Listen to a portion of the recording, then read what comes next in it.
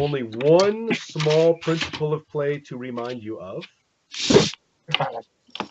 Yeah. Are you recording? Now I am. Yes. And Just so making sure. that's okay. I appreciate it. So far we've been pretty lucky in this game. Mm. Well, the first thing that I have to say is that we are playing Sorcerer, that we are playing a game in which there is literally nothing to rely upon except for one concept, which is sometimes easy to forget, which is that in the world that you play in, our setting, our game world, demons don't exist. They are not part of the metaphysics of the world. We are not playing a game in which demons exist and your characters are just skilled in doing it. We're playing a game in which your characters have broken the game already. Think about it as a game that's supposed to be hyper realistic, kind of a GURPS light, and then your characters came along and broke it, and now they have demons. Sweet. And so that means that however much your character's priorities as evident in all the aspects of the rest of their sheets are concerned, that you can do things that no one else you know of can do. And so, therefore, what are you going to do? Especially since recent events have taken your previous decisions about that and thrown a bottle at them. Right? There's no going back. Look at your character before you wrote your kicker and you're saying, well, I'm just trying to get back there. Forget it. My job is to make that more and more and more and more crisis ridden. And I will. And not to the purpose of the climactic battle scene where, you know, the action movie kind of all comes together and then when we all know this is going to be the ending. No, I'm just as happy to leave the entire story littered with your humanity zero and bullet riddled corpses. I'm okay with that. Well, what's the other way to end without everyone dying and going to humanity zero? Like, when does the sorcerer sort of campaign naturally terminate? We look at the kicker and the stresses that it put upon you, especially as they have developed, not just as originally written.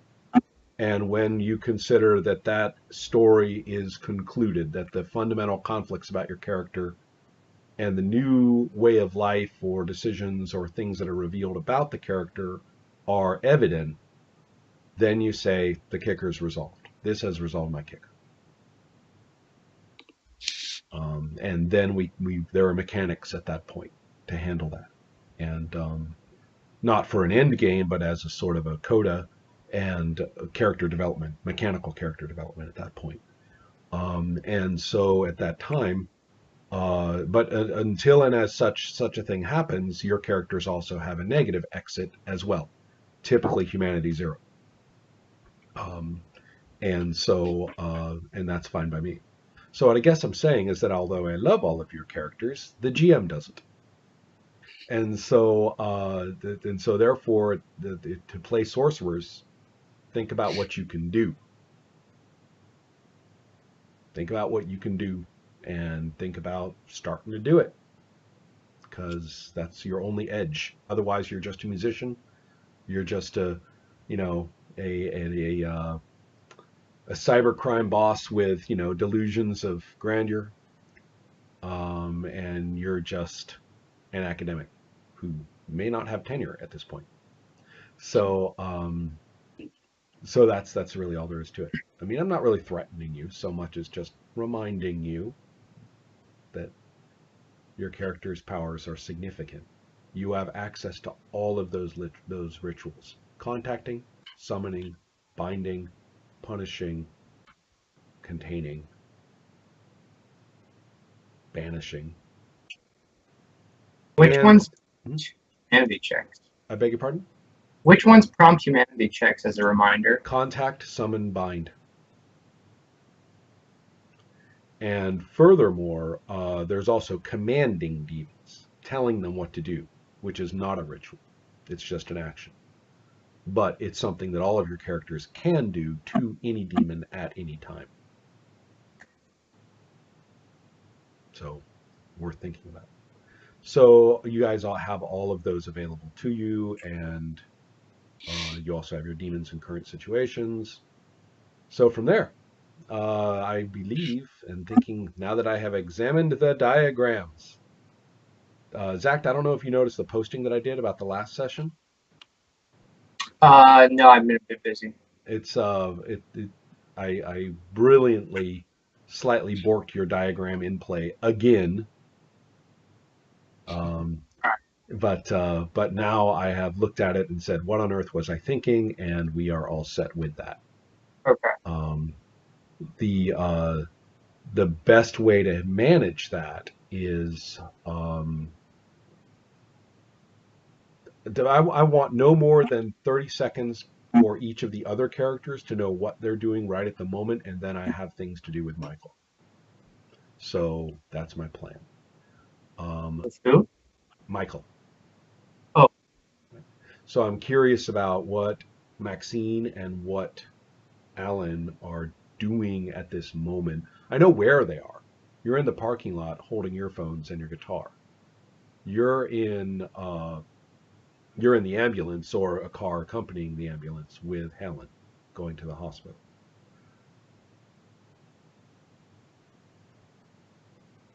Maybe think a little bit about what you want to do at this point, or what input you're kind of waiting for in order to do something or anything of the kind. Just kind of think it over. Your diagrams place you there in those places with fairly, let's see,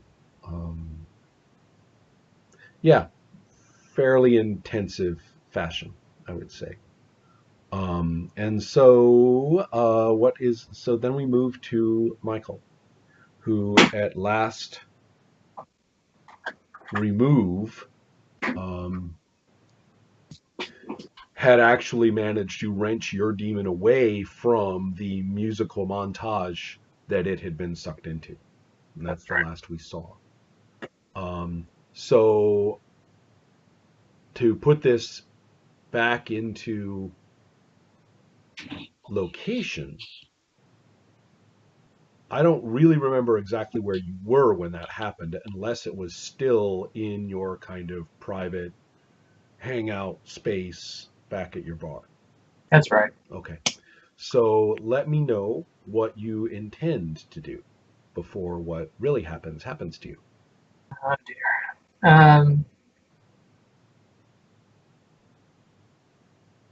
Well, he still intended to go check out these other sorcerers. I don't really think that's changed. And I don't, if not, become maybe more emphatic, Mm-hmm. given what just happened. Mm-hmm. How much time has passed exactly? Oh, this actually has been a very, very short time in the last morning. I would say that there was a considerable, amount of events that we've played or actions that we've played that all fall into a short period of time. It's at this point about noon of the next day. I mean, not next after since we played, but noon. We've really only played about 24 hours of in-game time at the most. Yeah. I'm just trying to decide if it's reasonable for him to still try to head to the Skin Cat. It is. It's coming up on noon, I would say, at this point, maybe a little after. But I mean, since his visit with his grandmother there, some time maybe has elapsed. So now, because he went away to the Skin Cat, but that seems like it's been derailed now. That's up to you. I mean, I know if you want to, why don't you? It might be a little easier. It seems like we're talking about play. I told you that what happened with the demons occurred around noon, I think. Okay. The last set. You tell me what you're going to do and when. I don't have any control over that.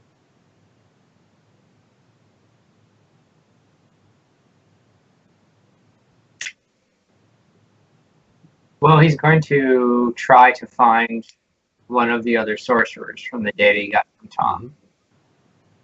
Mhm. So whatever information, if he knows addresses or if he knows where people work or go. My impression is that you are a dark webby guy. And Well, we therefore have access to multiple surveillance-based sets of information. I mean, it's 2018. You can probably figure out where somebody is right now. That's what I'm saying.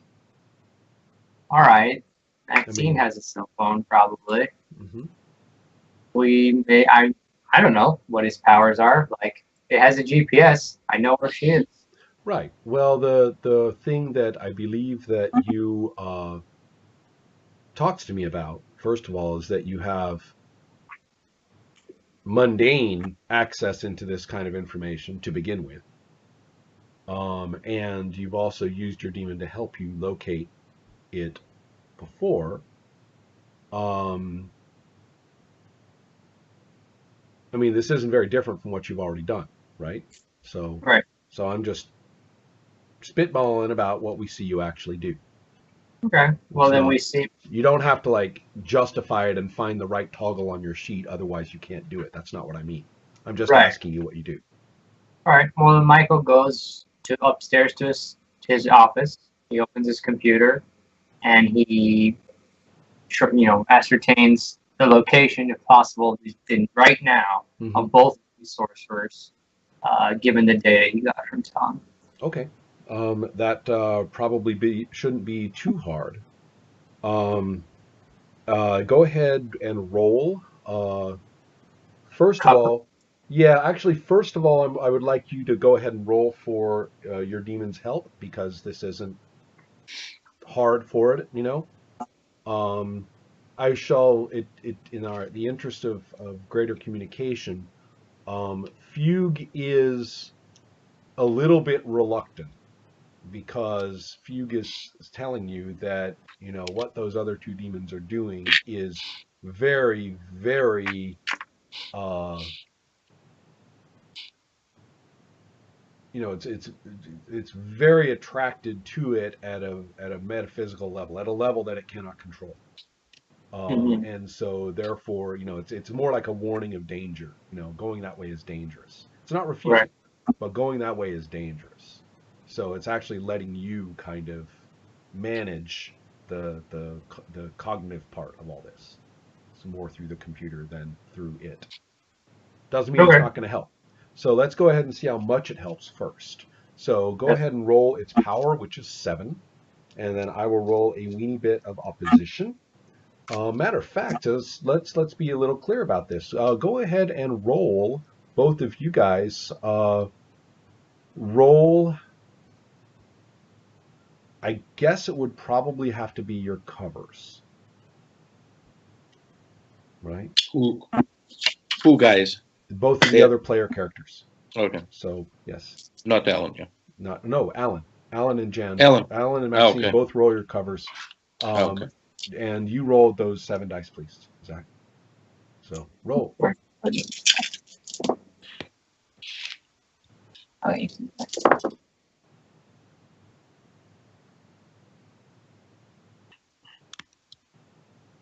10, 10, 8, Oh my 6, goodness. 6, etc. I got 7761. So Okay, that's 3 victories for over Maxine, and then what was your high level? Your high die? 8. Okay, so that's 2 victories. So 3 and 2. That it was the demon's effect. What Fugue does is Fugue knows where they are. But the question is how well, because it's reluctant, how well is that really gonna, help you? Take your cover, add 3 dice, and roll that. Jan, let your roll stand. okay. Yeah, go ahead and roll that. Is that Zach? 10, 10, 9, Oh 9. my God. 10, 10, 9, 9. Okay. Same thing. Yeah. So the key here is that Fugue helped you without doing it for you. See what I mean? You kind of had to do it. And that's because Fugue is not really being all that proactive about running after that particular node of interaction at this point. I'm sorry? Understandable. Yeah. So the yeah, Fugue is actually feeling, to tell you a little bit more about Fugue, and I'm saying you're getting this through a number of sensory impressions due to your very intuitive relationship with it. One might even say you're listening to the soundtrack if it were to be, although I think it's a little more subtle than that. Um, Sure. but the effect is Fugue has taken a beating. Fugue got talked down by Senora Brucato. Never been punked by somebody like that before. And had been hit with a nasty psychic backlash when it tried to help you in the first session. That never really tried to analyze, but there is an analysis there if you want it. But the got hit by that. Then furthermore got almost sucked into this whole situation. You fed it quite nicely. So Fugue is all about working with you. But you know what? Fugue is itching to kick ass, is the best way to put it. Just itching to kick ass. This has been a very bruising set of events from Fugue's point of view. Right. And so while reluctant to go and deal with this node, it just suffice to say that yeah, Fugue is ready to do things you want it to do, whatever those may be. Let's go and, who are we anyway? That's what I like to hear. Yeah. So that's what you're going to do. That's what you're doing. I'm going to say that takes a little while, takes a little while to kind of work that up. And then we have an event. 3 events. Let's run them right down the line. Event number 1. There is a gunshot in your bar. You're in kind of a little private area you mentioned, kind of a little, a little library-ish area off, office-y area, with a comfy chair. And Yeah. And out there in the bar area where you were before, like I said, there's a gunshot. And then in the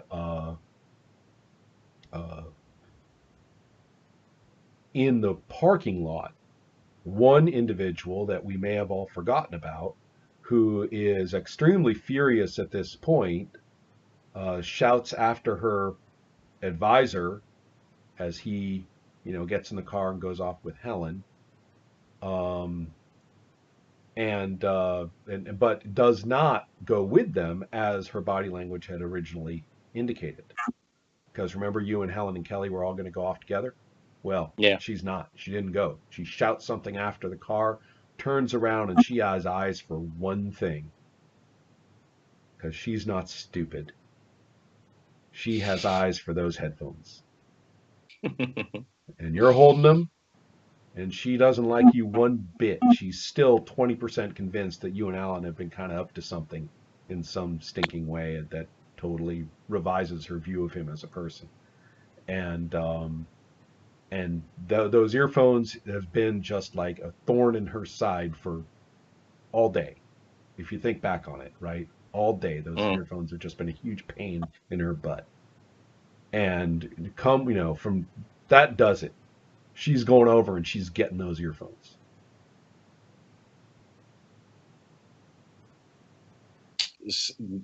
Have I already left? Yes, with you have. Helen? Okay. That was the event for Jan.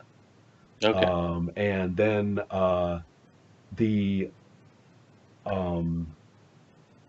next thing that happens is for Alan. The John is barely conscious, and in fact, the paramedic is like, "Wow, this guy's not dying after all.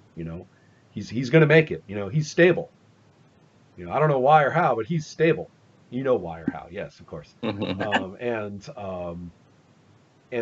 John his eyelids flutter, and he looks up, and the first thing he sees, of course, is not his wife, but you. And yeah, exactly. And so that's the thing. There's the he sees you, he recognizes you. So I'm real interested in your character's actions, and we'll catch up on that as soon as we get a little bit more of Michael's actions right now. Well, he runs downstairs. Okay. And right. Police peeks his head around the corner. He peeks his head around the corner, and what he sees is Bobby Crane and one other guy who also, I should say, not in uniform, but anybody on this earth takes one look at the other guy and thinks cop. Um, and so the two of them are there. Bobby Crane has his gun out. He has just used it. Your bartender is on the floor, spread eagled, having been shot through the face. All There right. is little damage to the face, considering the caliber of the bullet. However, the back of his head, where it contacts the floor, is not exactly the proper conformation. And the the way a person dies in these circumstances, I'm sorry to have to describe to you, is not like the movies where they're blown backwards. It's more of a straight down collapse of every muscle. So therefore, he's in a particularly graceless and pathetic posture on the floor. And Bobby Crane is looking around and says, "And message delivered," to his compatriot. His compatriot is the one you got to look out for, because he's the one who's keeping an eye on everything, and you just became part of the possible everything.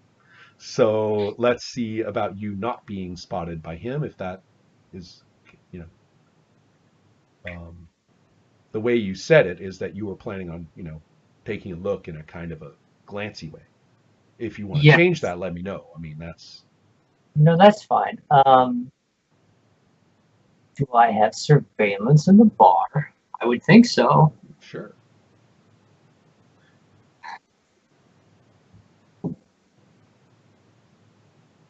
Which means this would be filmed, I would imagine, right? There's evidence now for all this kind of thing. If we want to go into a legal disquisition on this, we can, but it seems to me that you need to worry about being shot in about 20 seconds of gameplay. Right. I have a decision to make, though.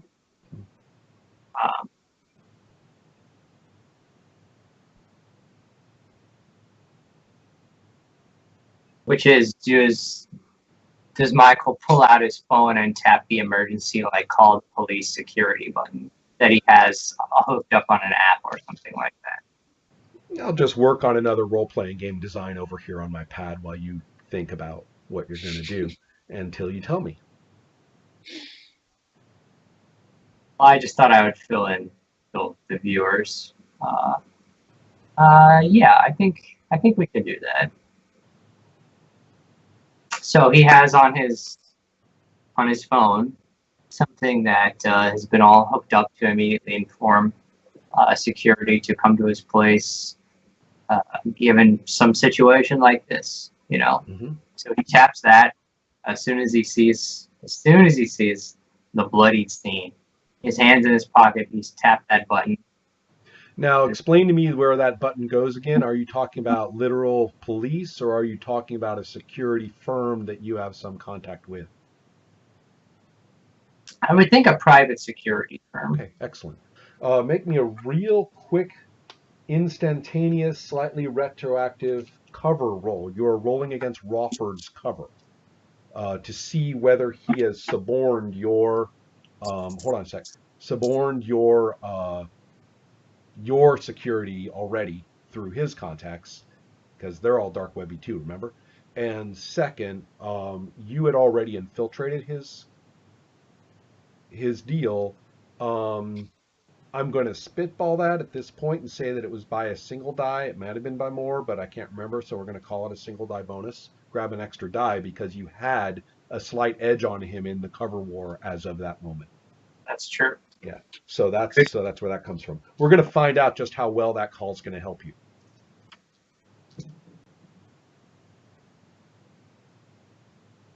Sure. There we go. 10, 7, 6, 4, 2. All right. Okay. Well, you have no idea, of course. Your character has no idea. You just because the rolls are open, I got a 9, 8, 7, 6, 6. Okay. So, but yes, so that's the deal. There's a cover. Basically, there's a more or shadow kind of maneuvering going on at the sort of the crime boss level here that is involved when you press a button like that. Right. So, let's see. So there we go. Doing as this is your action, now the concern is whether the other individual in the room can see you, has spotted you in your kind of glance and duck back and button push mode. Whether his head snaps over and catches you. Um, the Rather than do like a perception check, which is simply annoying, what we're going to do is instead talk about actions. Yes. And so, what is your next action? Are you going to skulk out? Are you going to step out? Are you going to what? I mean, Well, skulk that way or step in that way, or tell me. I'd like to step in, but I'd also like to be reminded or told what Fugue does for No problem. bullets. Armor is in Sorcerer. Armor is not invulnerability, but it will reduce gunshot weapons to fist level damage. So you'll still be hit by bullets and similar things, but they will only do damage as if they were fists, which is not nothing, but Right. it will not probably, for example, kill you. But be careful. If someone unloads a gun on you, you will be knocked down and possibly knocked out by that impact. I Or see. the but the point is that you will not, for example, die of serious tissue trauma at that moment.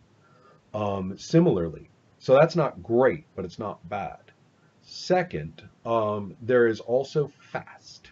Fast means you roll extra dice relative to your stamina, the difference between your stamina and the demon's power, that are only for purposes, whenever you make an action, that are only for purposes of determining where you are in the sequence. When we look at the effect, we look at your dice alone. When we look at the original roll for the sequencing, we count the demon's dice as well. Right. Third, fast permits extending a given action into considerably more scope of effects than it had. You could not, for example, it's a little bit. The example I give is, do you get 2 attacks? And the answer is no. However, you're fast enough that your single gunshot roll can actually target 2 people with 2 bullets. Nice. So, for example, and then so fast is kind of handy in a couple of ways. Then furthermore, there's vitality, which is what happened to John, which is that once you have taken particularly brutal damage, there are ways for you not to die. So none of it is a force field, but you have significant edge in ordinary human terms.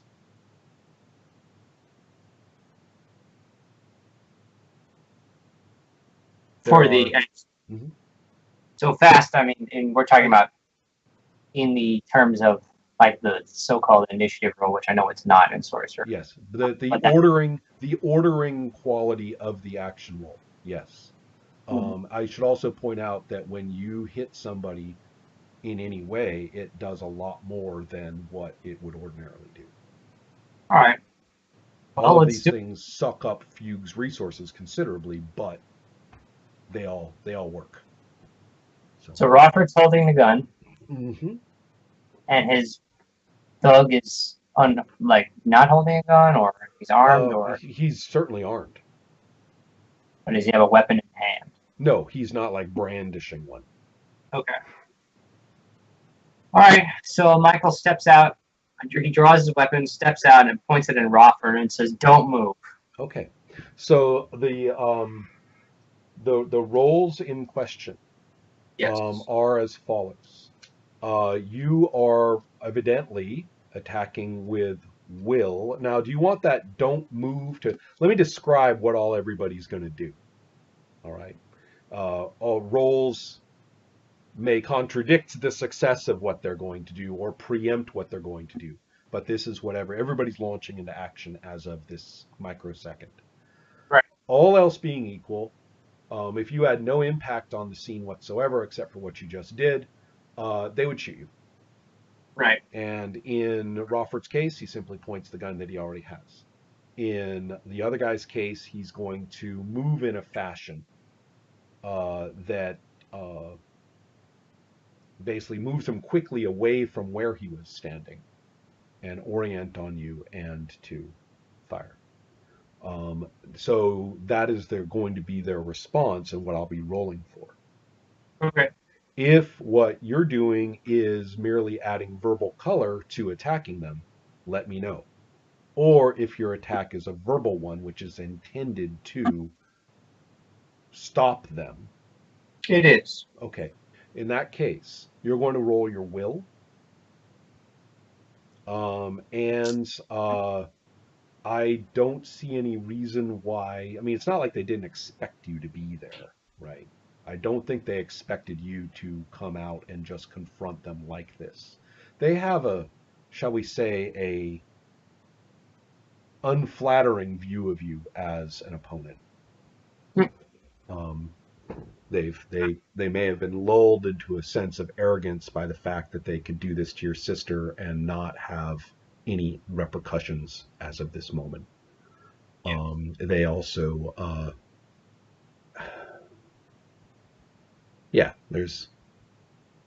we could go more into their outlook. I'm just spitballing about them. I'm talking about them because I like my characters, and I should stop. They are that you have a will roll.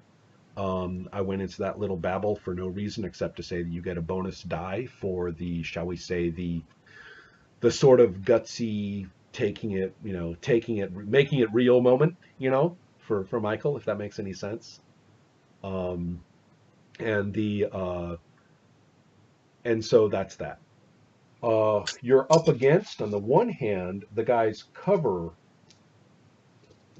roll, in which the question is whether he's actually setting up against your, he's actually setting up against you to get a very advantageous position in terms of gunfire.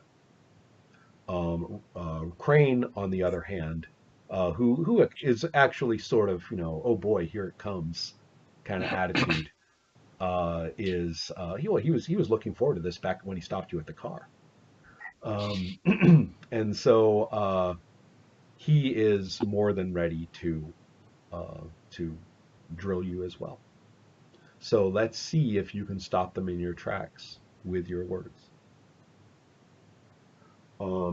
So here comes the 4-die roll of cover, first of all. So go ahead and roll your dice.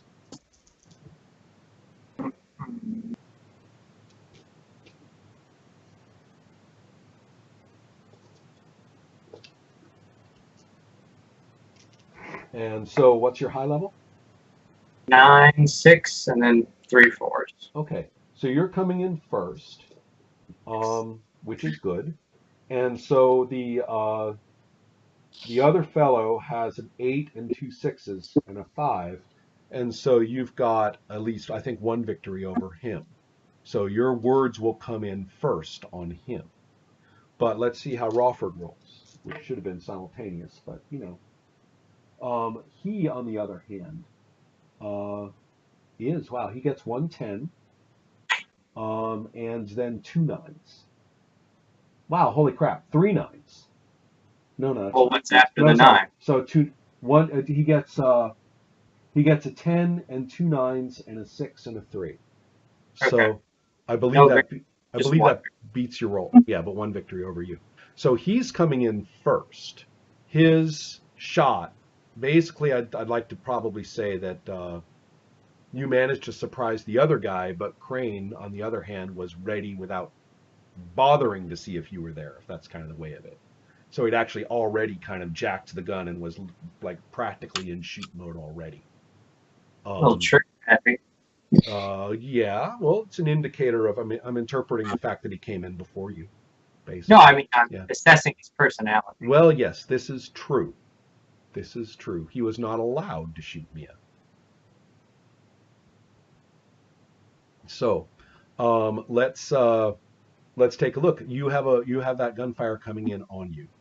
Do you decide to abandon your verbal attack and roll full stamina to defend? Oh wait, I forgot. Shoot. Your will was what? How many dice did you roll for your will? 5. Right, not counting the bonus die. Plus, that includes the bonus. Okay, so that's 4. The different roll 3 more dice on top of that. I forgot for the fast. But yeah, Right. Right. So doesn't help. Okay. So therefore, that bullet is coming in on you, and you get to decide to abort to a full stamina dodge, Mhm. or you can defend with 1 die. Now, 1 die doesn't get any bonuses. Correct. Well, it can get bonuses. It doesn't get the fast bonus.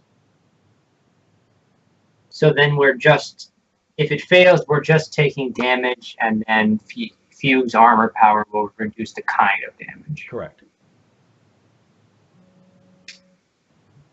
And if I abandon to full defense, we get the fast dice and all that stuff. I'm sorry. Hello. Hey, Cecilia. Okay. Oh, geez. Okay. Can I call you back after 7? Okay, I'm going to have to do that. Okay? Are you all right? Okay, I'll talk to you later. Right, bye. Everything all right? Yeah, delayed train for my wife. I confess that the work and light home separation has been abysmally unsuccessful in the last 2 weeks. We know all about that. Yeah. So, here we go. So have you decided what to do? I just asked before the phone rang. If I abandon full defense, I got on my dice for fast. No. No. Say that again? If I abandon to do full defense, Yes. I get the dice for fast. No. You will just get your stamina.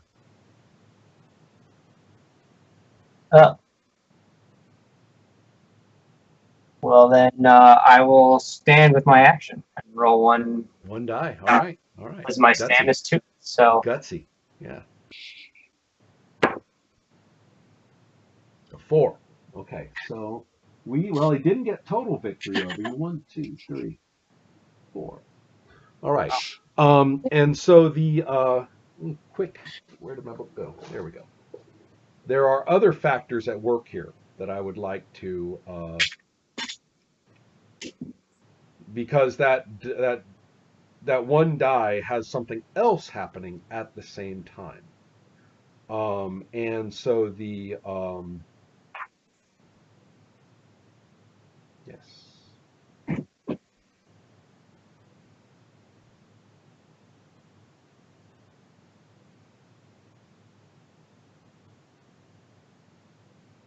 Right. Roll Fugue's power. 7. Mm-hmm.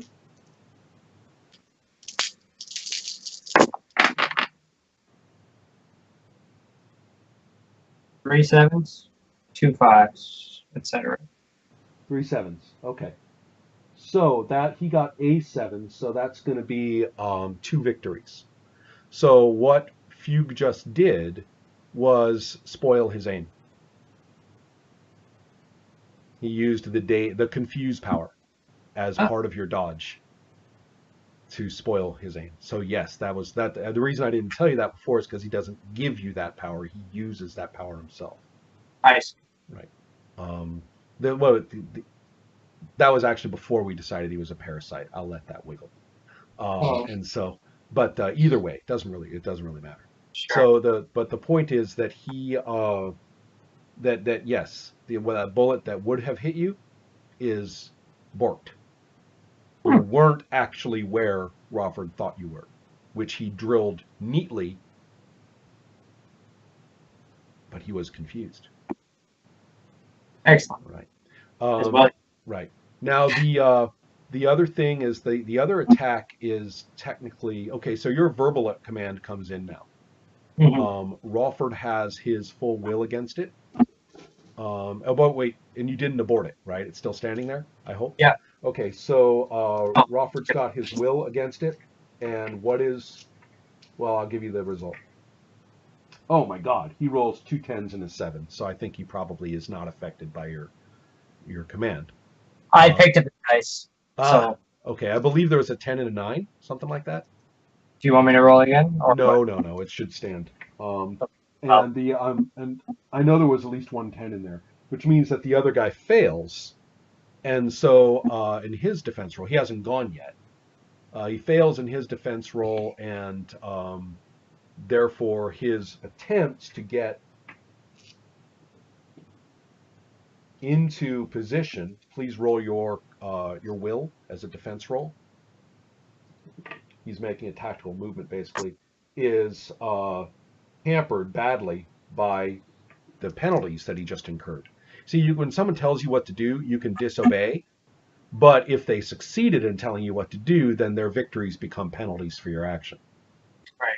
Right. So, so basically, he rolls 2 4s. 985. You have total victory.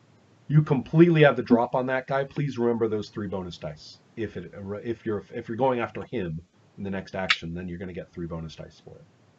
Okay. So everybody kind of getting an idea of Michael's situation and how the combat round works, and how remarkably this guy walked into full view of 2 fairly combat-ready, very hardened individuals, and just by talking and with the effervescence of demonic force around him, is actually in the full position of advantage right now. Right. So, then you can see what would have happened without a demon there. Right. So, let's go ahead and talk about what you guys are doing in your situations. Because the next round I'm going to run as an Uber round, which I keep threatening to do and keep forgetting to do. Is it what round? Oh, stop. We'll debrief it later. I didn't hear you. Uber. It's not a game term. Just like super round. Great big round. Round Among Us. I miss about every 15th word. Okay. Let me see what I can do about that. I do have the equipment. I'm just not using it up here in the attic. No, I mean, I said every 15th word, so okay. It's not that big of a deal. I'll count. But sometimes I also stop hearing you, Zach. Really? Okay. Yeah. Oh. So if you make you say 5 or 6 words, and by the time you are in the last syllable of the 6th word, it kind of goes down the sound. So. Finnish, is that anyway? Is Finnish your first language, Pedro? No. Okay. So you're busy processing English too through multiple filters besides just the screen. Yeah. So yeah. We should all stand in awe of this. Yeah. All right. Let's go ahead and find out what those actions are for both Jan and Pedro. Let's see what's up. What do you do? Yeah. So I'm in the Maxine. Jan, you want to go first, or? Yeah, sure. Let's see. So Helen's walking towards Maxine right now. Kelly. Kelly. It's Kelly. Mm-hmm. Yeah. Okay. Yeah. She's grabbing the headphones is what she's doing. Oh, she's right there already. Well, okay. Let's just say that in Sorcerer we roll for the moment of truth. It seems to be pretty clear that's what she's doing, though. Yeah. Uh-huh. Okay. Well, if presumably Maxine is just still standing by the car with the headphones, right? She's playing. So if she sees Kelly coming, then she's going to turn to her and say, "Hello." Are you trying to sort of disarm her and divert her fairly physical action? Yeah, I mean, just to sort of greet her with a "What you doing?" I'm not. I'm defensively. Right. This is a will attack basically to kind of jar her verbally out of what she's doing. And so she's coming in with her uh with her, I guess you could say, athletic regime uh stamina of 3 on you, and you've got your will. Okay. So I think here. and so wait, that's your action. Keep it in mind. Pedro, what's your action? So right now, Landy's opened his eyes. That's it. Yeah. Well, Right. and looked at you and recognizes you. You know that. And I basically say, "Hello, John. How are you going? How are you handling that? How's it going?" In the sense of, how are you feeling? This is my John broken English trying to. No, that's okay. He like breathes in, tries to talk, and realizes he can talk. I And then put my hand on. kind of sighs and says, "You asshole," in kind of a, but in a totally different way. Just a totally different way. Completely just. Oof. I kind of smile, And but he, honestly to and he him. says, "Just do me one favor. What's that? Explain that last paper to me." I even laugh a little bit when he says that. And how is Helen reacting? Helen. Well, Helen at this point who was kind of on the, kind of mad at you and, turned off from you at this point, she's really worried about her husband and she's incredibly conflicted about you. The fact that you guys are like, you're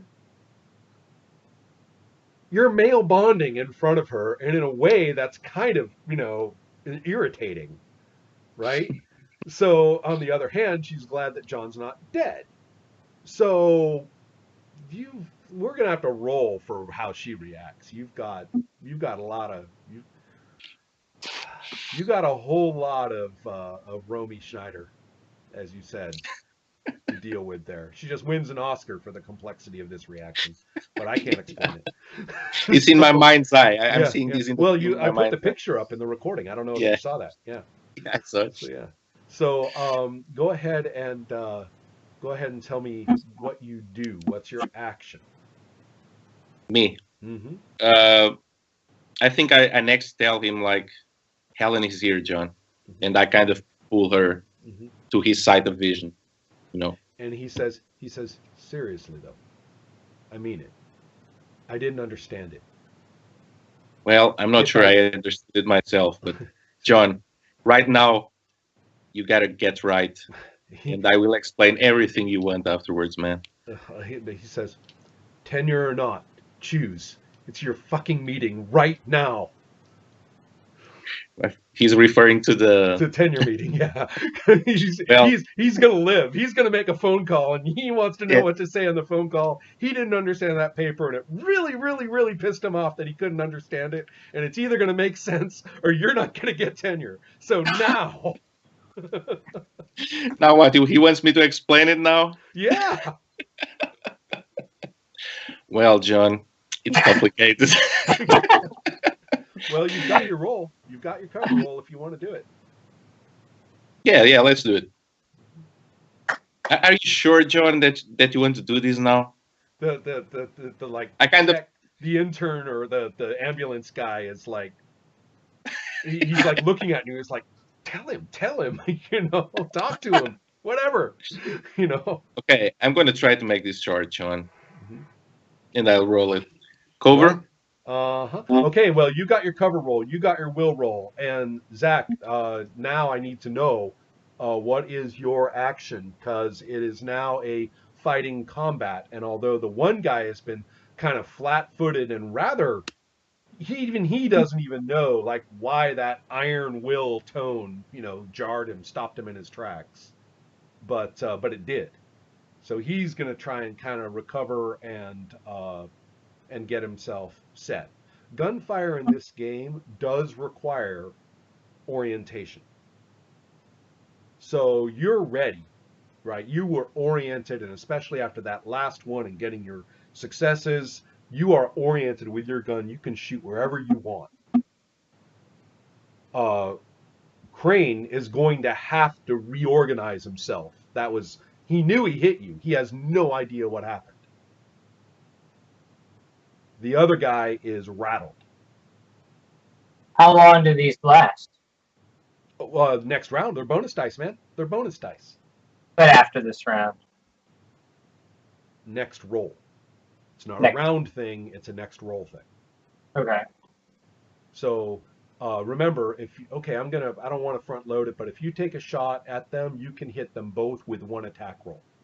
Right. Because of fast. Second, you will get 3 bonus dice on the one guy and 2 bonus dice on Rawford based on the last results. Just Crane. saying. I mean, on Crane, yes. Just Right. saying. So, oh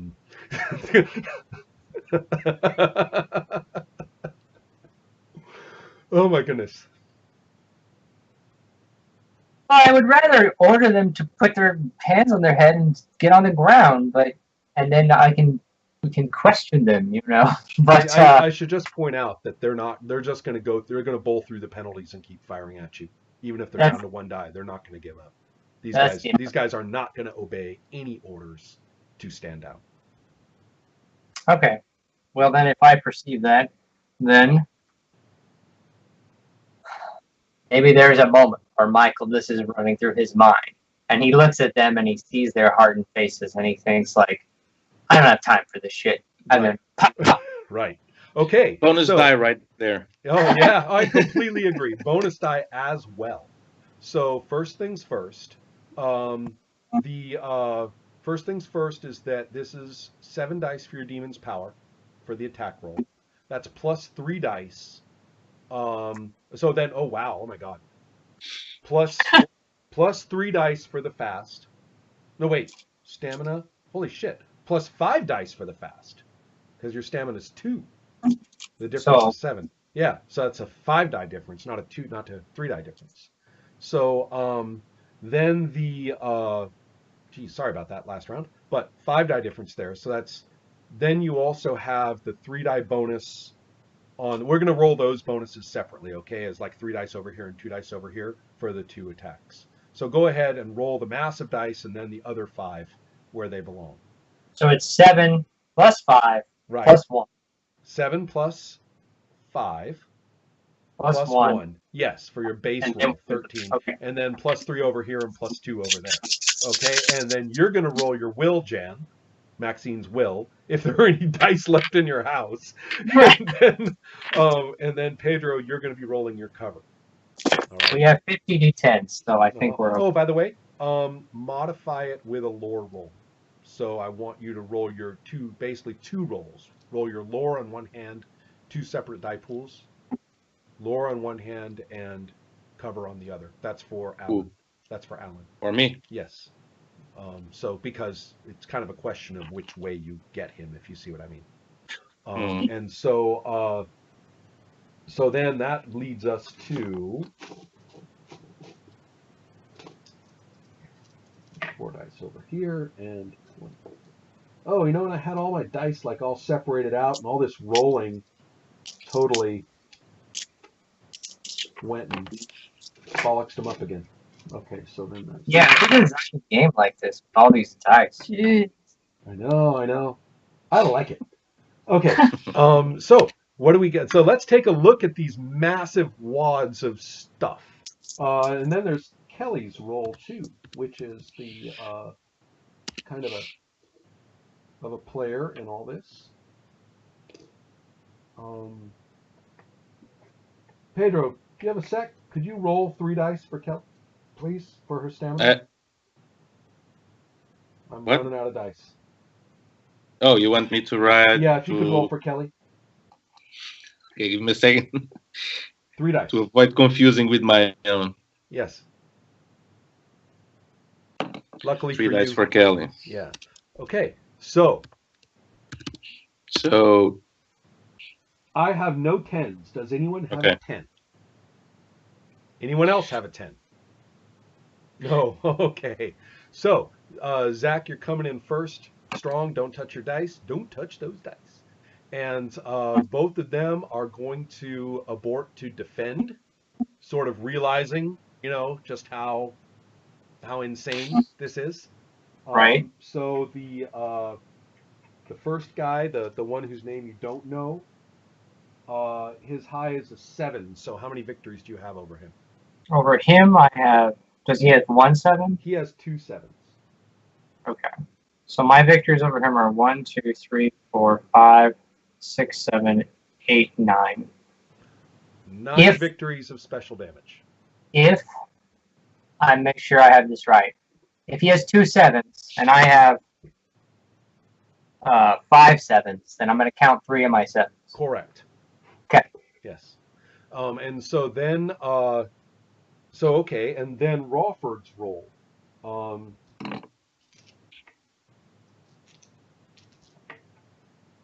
How many 10s do you have? 1. Just 1. Okay, so only 1 die on Rawford. And so they aborted to dodge. Their actions are canceled, but they are up against these. Excellent. So, do you guys want me to tell you what happens to them before we move on to the other effects? But let's move on to the other effects, actually. So, what did that mean for Kelly? What's your high roll, Jen? I got a 9. And Kelly's high is a 8. Okay, so Kelly is going to keep going for the earphones. So she's only going to roll 1 die to defend. So her defensive roll is a 9. So what did you get? A 9 and a what? 9 and 6. 9 and 6. Well, you do have more dice than her. You'll only succeed with 1 victory, but that means you come in. So she's going to have an attempt to grab, which is which I already roll. Actually, it's over here. Right. And so you get to roll your stamina to keep them away from her, which I assume you're doing, but you add 1 die because you had got that success on the will roll. So basically, you rattled her a little bit, and so she lost a little bit of her momentum as you kind of disarmed her a little bit emotionally. Okay. Does I roll here or under Pedro? You need to roll right now. Okay. And Pedro, look at Kelly's. Oh wait, sorry. You had Kelly's roll. What's her high roll again? Her high value? 8. 8. What's your roll? For Stam right now? Yeah. 10. 10. No problem. You're like up there. The earphones are up here. Right. So and then we have the cover and the lore rolls coming in, right? Mm-hmm. So the thing I'm trying to do is basically I'm doing their effects before I do your effect, Zach. Sure. I know it's all simultaneous. And so the defense roll here is kind of interesting. You're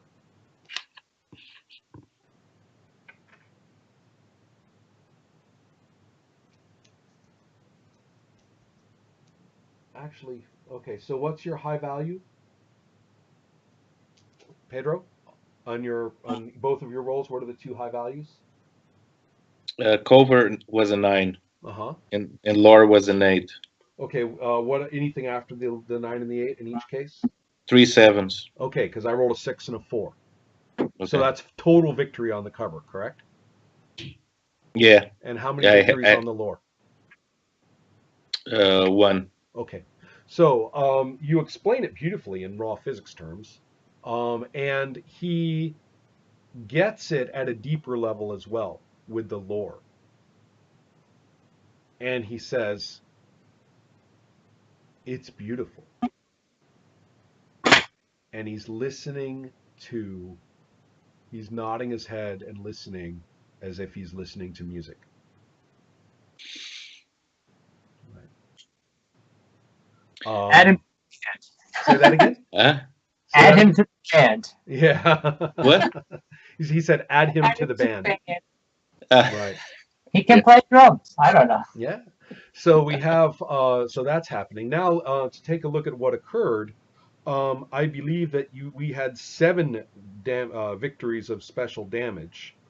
8. Can can Say I that. just say something still in my scene Yes. before we move? I would like to tell him that it was also thanks to him because he was Right. my supervisor. Ah. So I want him to feel like Right. Good it enough. wasn't just Yeah. on me. Excellent. Well, for lack of a better word, you are probably going to get tenure now. On the other hand, well, we'll talk about on the other hand in just a moment. So the next thing to happen has to do with this special damage thing. Um, Next lasting damage. Yeah. Basically, yeah. You have shot the one guy, the guy with all those victories against him. You shot him very neatly through the heart.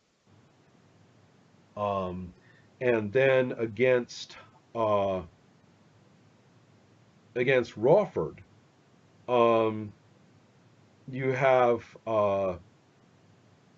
well, I'm going to kind of let this be up to you because either way, it's the same for the first guy, but it's up to you. Is special damage can be either stated somewhat deceptively as either non-lethal or lethal. That's a little bit misleading. They're both lethal.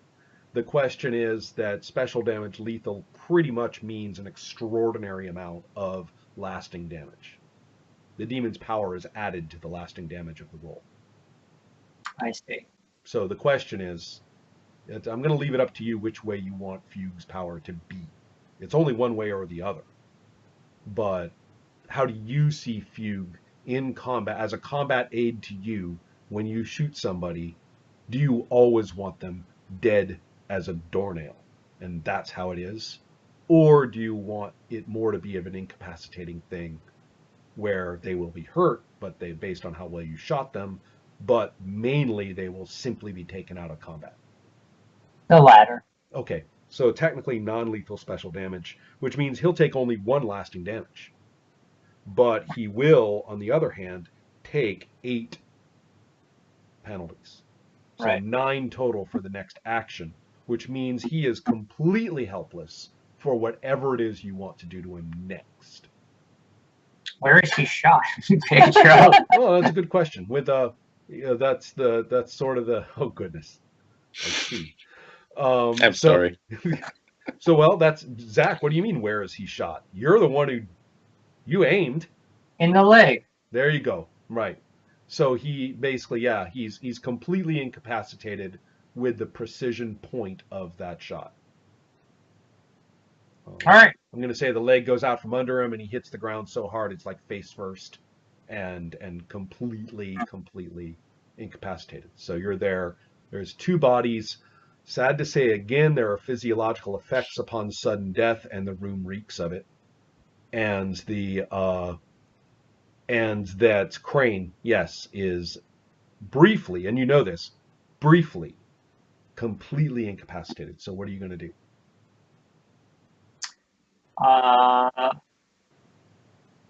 Michael just strides right across the room to him, kicks his gun out of his hand, pushes him over with his foot, and I don't know. You said he was paranoid. I pulled some zip ties out of my pocket. I zip tied his hands behind his back. No problem, because I keep these around. Of course. Excellent. So let's see. By the way, what's your character's price again? And what is the effect? Emotionally. We'll say that It's again. he's emotionally distant / Right. detached is what I wrote. Well, that's no problem. That's not a that does not apply as a penalty in this situation. Rather to the contrary. That's right. And I can't see Jan's price affecting her at the moment either for her roles, so that's okay. Now, Pedro, Yeah. yet again, you get a humanity gain roll. This time we're doing it right. What's your current humanity? 4 or 3? 4, but I have -1 to Yes, you humanity do. rolls. So I roll 4 dice and you roll 3. Mm-hmm.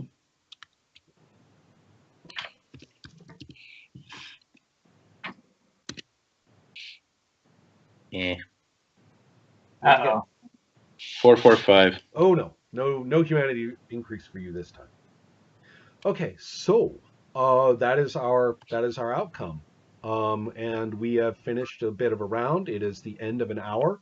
don't want to keep you guys stuck. And so, Jan, I want a little bit more closure out of you this time around. So why don't you go ahead and be real proactive here about what you want to do? And we'll close with that action. Okay. We haven't actually. Maxine hasn't met Kelly before, right? This is. You guys confronted each other inside the bar, remember? Oh, that's right. Okay. Remember when Kelly implied she was like, Right, "Who is this?" right. Like, I'm not 18. Yeah. That's right. Okay. Yeah. So Max is gonna be, she's won all these victories so far, so she's gonna be holding the headphones up and saying, "What are you doing?" Kind of making fun of. Oh, I see. Okay. Well, basically, I'd say, you've successfully kept them away from her. It's not like we have to keep rolling in kind of a, you can't have them way. Instead, that's settled. So I'm seeing how you're playing the scene. I'm thinking more about like a decisive action that's something that Maxine really wants to do, regardless of distractions at this time. I see. Okay, so what she wants to do, this is very exciting. She's got singularity and passion right now, so she wants to go have band practice with the guys, with the crew. And so you say this to Terry, I imagine, who's standing right there, who's been spewing contractual language. Remember, he was trying to get after you for the last session. Poor guy. Right? Everybody. Yeah, I know. He ran into Alan, Kelly elbowed him in the eye. I mean, he's been having a terrible time trying to get to you. He's over there trying to spew contractual language, and you're basically all sunny and like, we're playing. Yeah, Terry's there. If Terry, I forgot Terry was there. If he's there trying to talk about whatever, he's talking about how the contract is over, right? Because of all of this mess. Right. So Max is gonna say, "You want to stop this magic? This is amazing," and just kind of walks back to the band. Wow. Are you gonna put the headphones on while you play? Yeah, for sure. Okay. Absolutely. Wow. Okay. Well, I know that everybody has stuff to do now, so real world. So we can either go for 10 more minutes, I would say, or we can call it here. I'm fine. Because guys, I'm sorry to say, for Michael and for Pedro, I'm feeling like you're a little left out, but this is going to be all Maxine all the time for. No worries. Okay. I like being in the audience. Okay. So what we have then is a really interesting kind of situation. We've got two powerful demons. We've got you. We've got the band. And the question is, what do you want to do with your song? And I mean in the world. What do you want to do to the world with your music at this time? Wait a minute. Who gave her the headphones? You're just lucky Fugue didn't blend with them. It's true. Yeah, because that'd be right. She'd have all three demons with her right now, and you would have been defenseless against Crane, which it's true.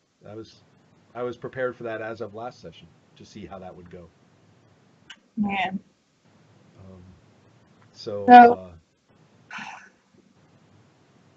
Yeah, Sorcerer bounces from result to result. I had no way of knowing which way that little combination of things was going to run. That's right. So Max is young. She's excited. She's drunk with power all of a sudden. Probably what she's going to want to do with her song in her new album, which she's definitely going to call Tower Battle, given the last song that they just made.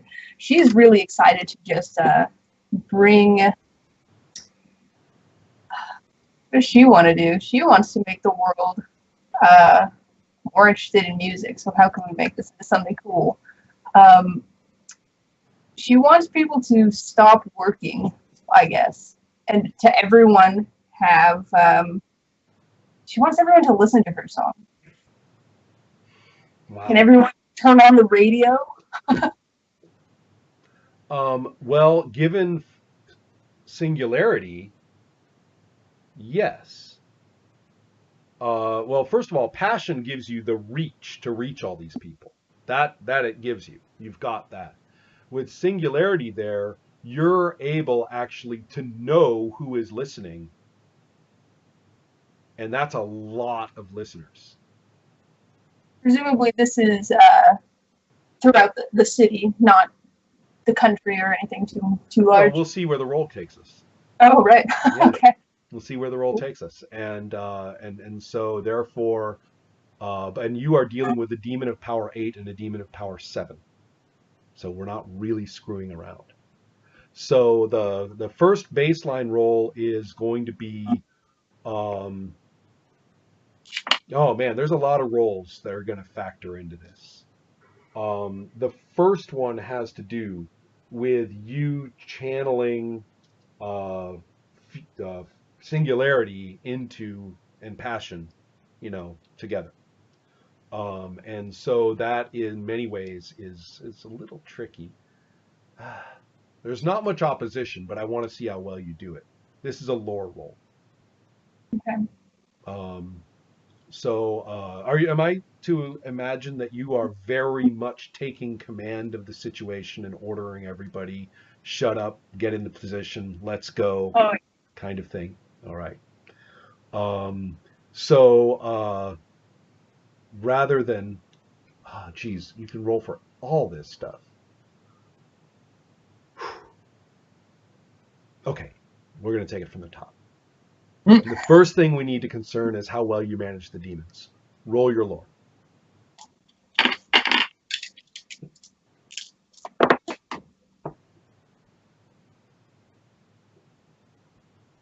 I've got 987. 987. You have basically completely mastered integrating the two demons with one another with total victory. So therefore, yes, they are synced. The perceptual abilities of singularity, which totally make you aware of where exactly everybody listening is coming from. See what I mean? So you're able to sing and perform exactly to where their needs are. Okay. Number one. Number two, so that perceptual ability, plus the ability of that to be channeled into your musicality. So that's 3 bonus dice right there. So put 3 aside as a bonus pool. Then we've got the cover ability of passion. And that's going to be just how well you do this, right? Just how well the band comes together, how well you play, and how well you get all the other band members, rolling. And I mean, as a matter of fact, I'm even going to put it this way: they all think you're nuts, and you have to start by yourself. You're going to find out right now who comes in and joins you of the other band members, right? So you go ahead and roll those 7 dice plus the 3 dice. Okay. Oh,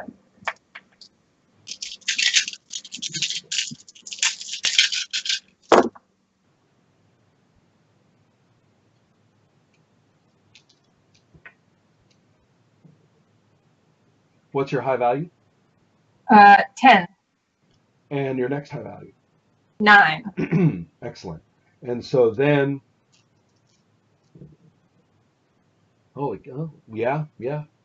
All 3 of not Jason, obviously, he's gone, but but your brother and the 2 other band members, including the extremely disgruntled actual drummer of Crown of Bones, are who hasn't been able to play like since the middle of the set last night.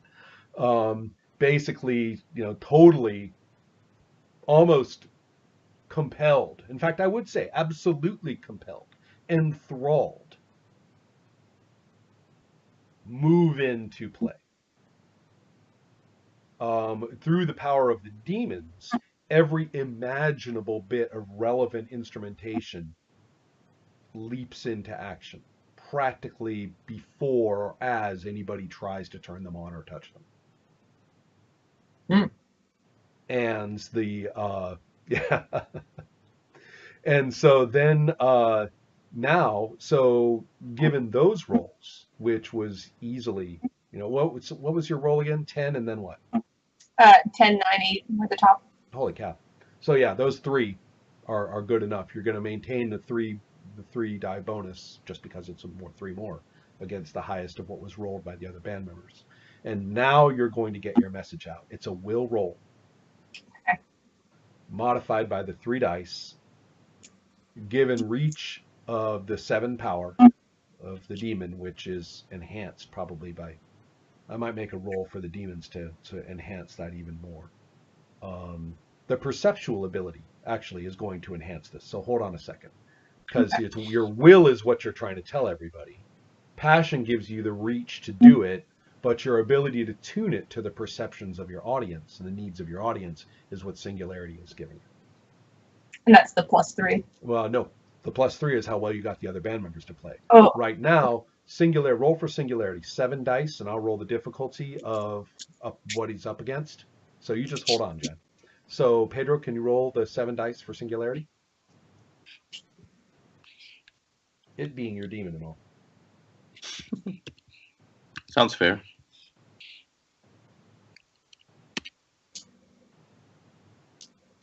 Okay. 10, 8, 7. Wow. Okay, so 2 victories. That's 2 more bonus dice. So you're adding 5 to your will.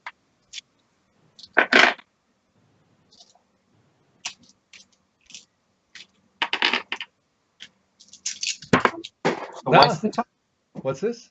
So what's the total? I've got my will +5. That's what we're looking at. Uh-huh. Okay. Now why don't we take this away? I am effectively rolling for the collective unconscious over here, which is something I don't think I've ever said before in my entire life. And so, what do we have? We've got 10, 10, 7. 10, 10, 7. What else? 6, then 3s, and Okay. a 1.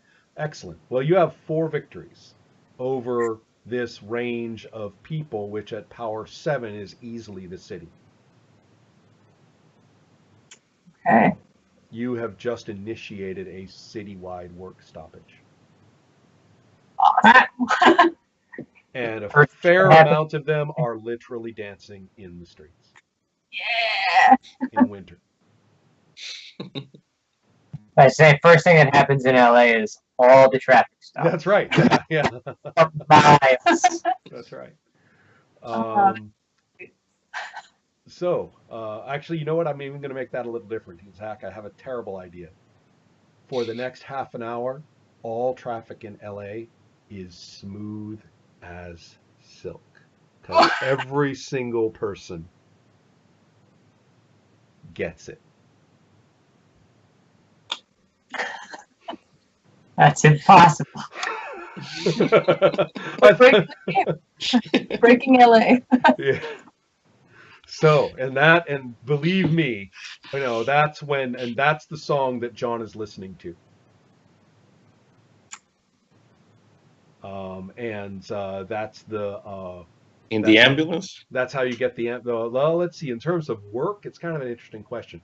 I like the idea of the traffic. To me, that kind of matches with the not working thing. The stress of the traffic is gone. Everybody just gets where they're going.